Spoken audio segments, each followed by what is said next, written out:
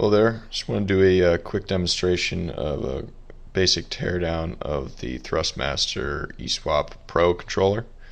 I had an issue with one of the bumpers, and this was one of the first things I searched for, so I figured I'd just show everyone kind of how I got it broken down. So there's 5 screws on the back panel that you're going to have to remove, and these are hidden by these little plugs, rubber plugs.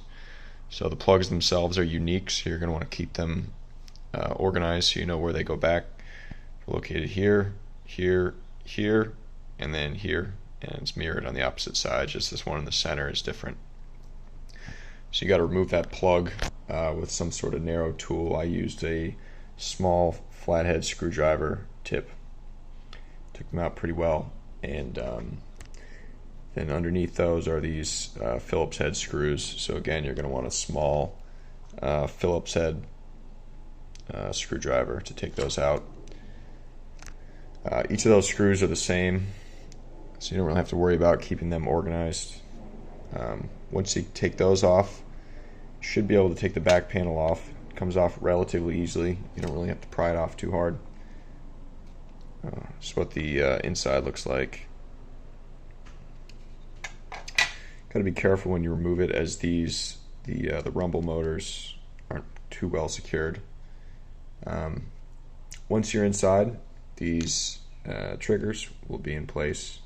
So each of these has a single Phillips head screw, and that screw is a little bit different. It's smaller than the back panel screws, so you're going to want to keep those separate. Once you remove the trigger, this piece here, the assembly that holds the cable reinforcement and the triggers, will be removed. So that's exactly why I took mine apart. One thing to note, which I'm remembering now, is before disassembly, you're going to want to take off the controller modules, because the magnets themselves that are on the back panel, when you remove them, those will fall right off the front face if you're not careful. So you can see it's a pretty terrible design here for the triggers. Basically, every time you press a trigger, this joint here flexes, and it can only possibly be rated to a certain number of uses. So unfortunately, this is just an example of Thrustmaster cutting corners, and you see this on a lot of the vanilla Xbox controllers as well.